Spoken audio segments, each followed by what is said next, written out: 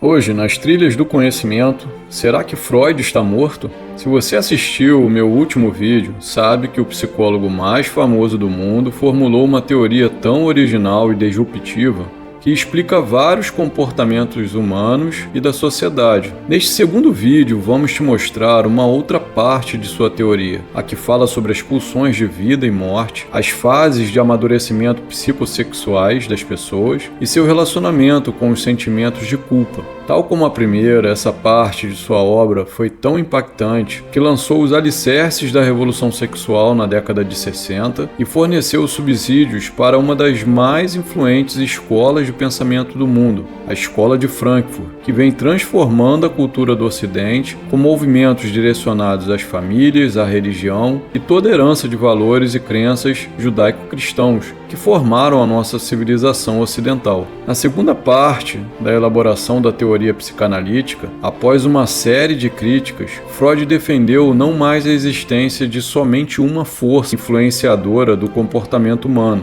a libido, mas duas. A essas forças ele deu o nome de pulsões, e elas se contrapõem. A primeira é a de autoconservação, também chamada de pulsão de vida, ou erótica, e a segunda é a pulsão de morte, ou de destruição. O objetivo da pulsão erótica é de criar vínculos, construir, produzir, criar. E a de morte, acabar com os vínculos e destruir as coisas. Para Freud, essas duas energias ficam normalmente em equilíbrio, até que uma necessidade orgânica, real ou imaginária, apareça, criando uma tensão psicológica que deverá ser satisfeita. Essas pulsões ficam numa nova região do cérebro, apresentada por ele chamada de id, dentro do inconsciente, e abriga, em decorrência delas, nossas paixões e desejos. No id, diz Freud, no seu livro Esquema da Psicanálise, abre aspas, estão representadas as finalidades originais do indivíduo, fecha aspas, ou seja,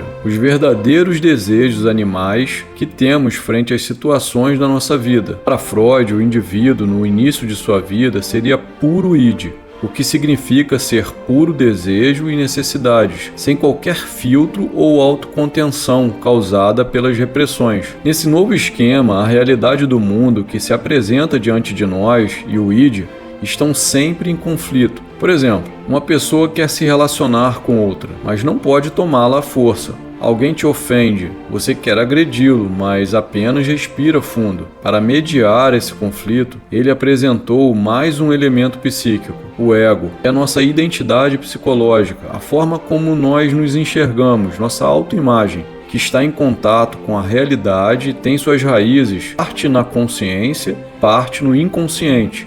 E é justamente aí que ele é influenciado pelo id, ou seja, por essas energias que acabam gerando as nossas paixões e desejos secretos. O ego, enquanto mediador, desempenha uma espécie de filtro e coloca uma máscara em nós de forma que nosso comportamento seja aceitável no meio em que estamos. Mas existe um terceiro e último elemento, o superego, também localizado na consciência, onde estão os nossos ideais e proibições. Ele iniciará sua formação por volta de 3 a 5 anos de idade e se completará em uma pessoa normal na adolescência, dependendo da diferença entre o sistema de valores e crenças da família e o da sociedade onde ela está inserida. O superego também irá apresentar suas demandas ao ego, e é por isso que Freud, no seu livro Esquema da Psicanálise, diz que, abre aspas, o ego é escravo de 3 amos, a realidade externa,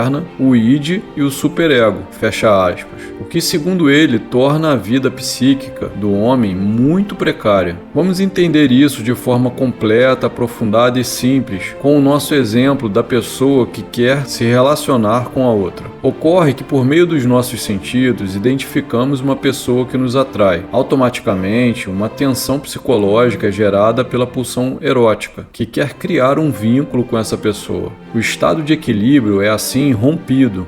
Como quem tem acesso ao mundo externo é o ego, o id age em cima dele para que essa relação aconteça, não importa a forma. O superego, por outro lado, ao perceber essa tensão, também envia sua demanda ao ego, informando maneiras proibidas disso ocorrer. E com base em quê? no sistema de valores da pessoa que foi passado pela cultura que ela está inserida e principalmente por sua família, no seu processo de educação. A pessoa, ao tomar a iniciativa, passará a lidar com a outra, objeto de seu desejo. E daí várias situações poderão ocorrer, que vão desde a rejeição ao vínculo completo e satisfação imediata dessa demanda gerada. Em todas essas possibilidades, a todo momento, o ego estará sendo exigido por esses três, abre aspas, senhores: a realidade, aqui representada pela pessoa a ser conquistada, o id e o superego. Para Freud, em caso de haver uma grande quantidade de energia erótica depositada em um objeto distinto do próprio ego do indivíduo, a pulsão de morte poderá vencer a da vida, e isso será canalizado para fora por meio de raiva, violência e discórdia,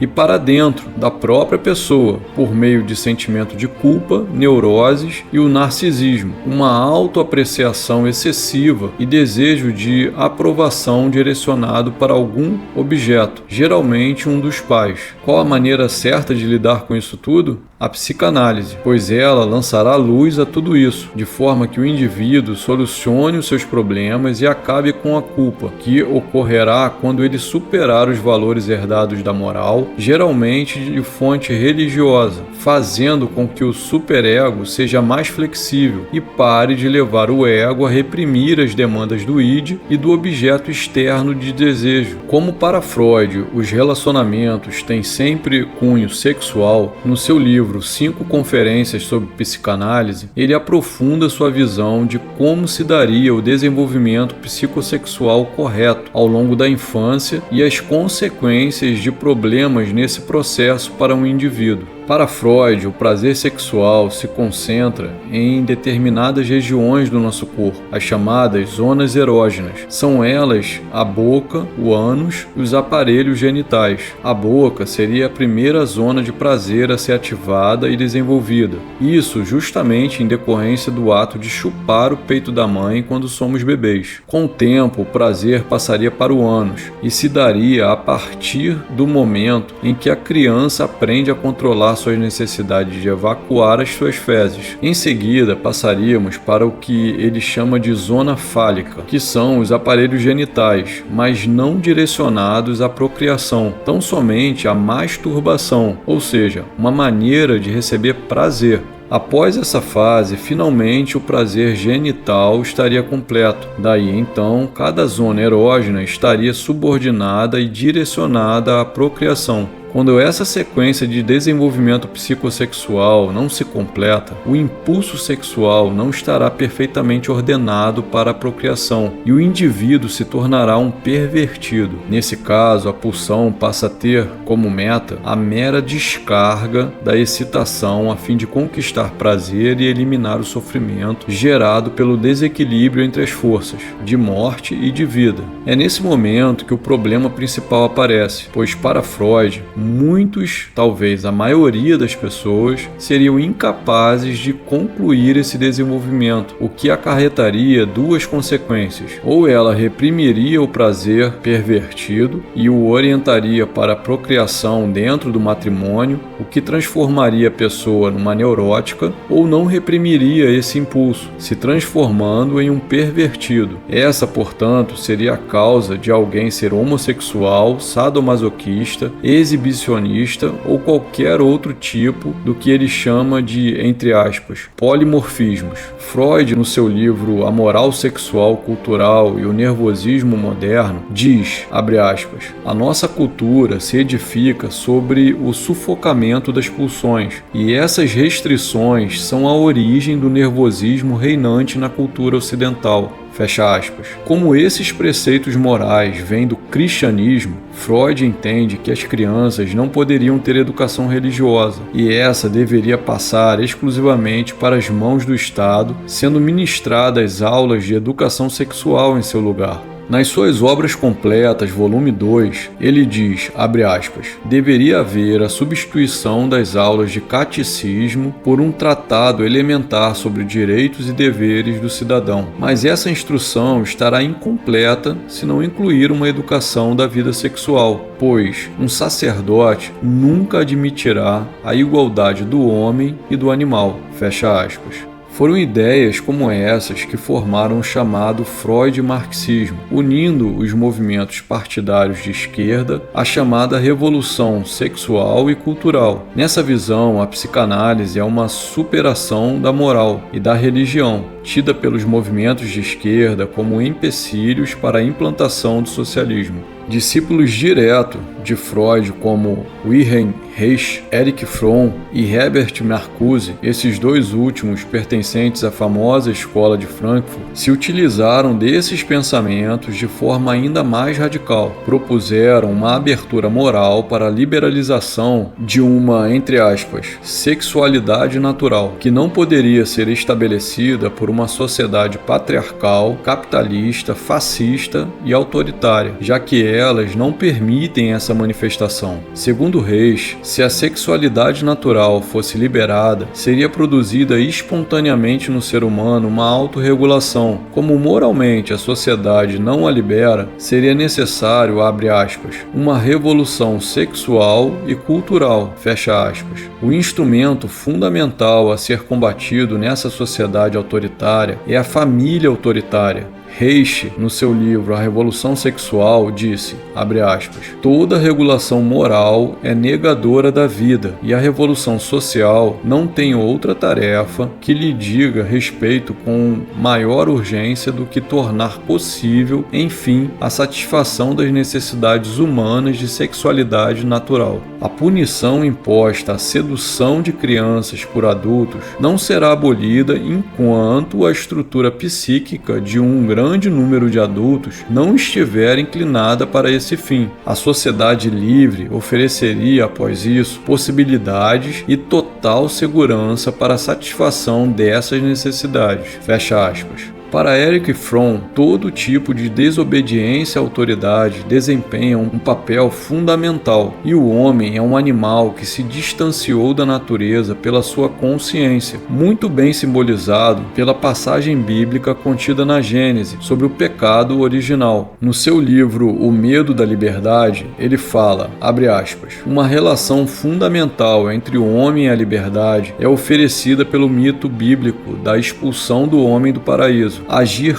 contra o mandamento da autoridade, cometer um pecado, é, em seu aspecto humano, positivo e o primeiro ato de liberdade, ou seja, o primeiro ato humano, fecha aspas. Enquanto isso, Herbert Marcuse, um dos grandes expoentes da famosa Escola de Frankfurt, enxergava a psicanálise como uma forma de crítica social. No entanto, para ele, a concepção de Freud em relação ao problema da repressão e da moral passa a ganhar um outro aspecto, o de instrumento de dominação por parte de pessoas poderosas que mantêm essas crenças morais para manterem as pessoas autocontidas e perpetuarem o poder de suas famílias na sociedade capitalista e exploradora. No seu livro Eros e a Civilização, ele afirma, abre aspas, a força plena da moralidade civilizada foi mobilizada contra o uso do corpo como mero objeto, meio e instrumento de prazer. Tal coisificação se tornou tabu e manteve-se como infeliz privilégio somente de prostitutas, degenerados e pervertidos, fecha aspas. Para ele, a abolição da moral trará como resultado natural a dissolução de instituições privadas, o cerne do instrumento de poder utilizado pelo sistema capitalista. E seu pensamento tem como alvo principal a família tradicional, abre aspas. Essa mudança no valor e extensão nas relações libidinais levaria a uma desintegração das instituições em que foram organizadas as relações privadas e interpessoais, particularmente a família monogâmica e patriarcal, fecha aspas.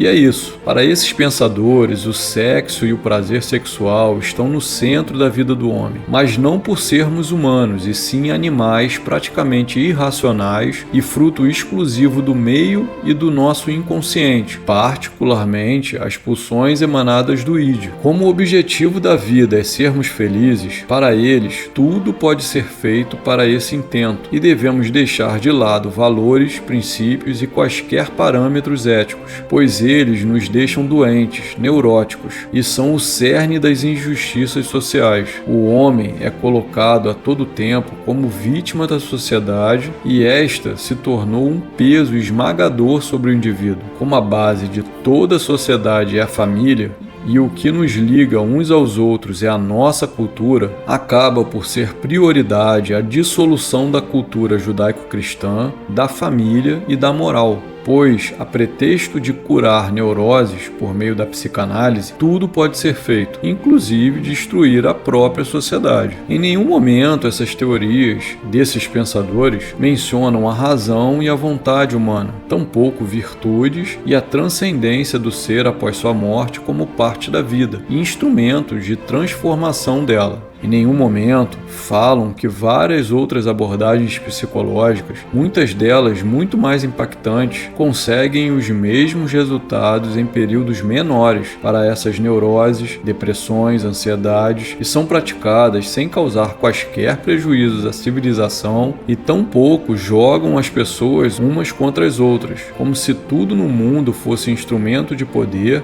e opressão. Uma coisa é certa, sem aspectos morais sólidos, a história nos mostra que nenhuma sociedade sobrevive e provavelmente retornaríamos à barbárie. Tudo o que existe hoje, o patamar que alcançamos enquanto civilização, é fruto de milênios de trabalho, erros, acertos e muitos sofrimentos. Descartar tudo isso a troco de seguir essas teorias é perigoso e pode simplesmente nos destruir. Fica a reflexão. E aí, você que chegou até aqui, poderia gentilmente refletir sobre a nossa sociedade atual e responder à pergunta do nosso vídeo? Será que Freud está morto? Se gostou, deixa um like, compartilhe esse vídeo para o maior número de pessoas possíveis e se inscreva nas Trilhas do Conhecimento, o canal que te explica o mundo.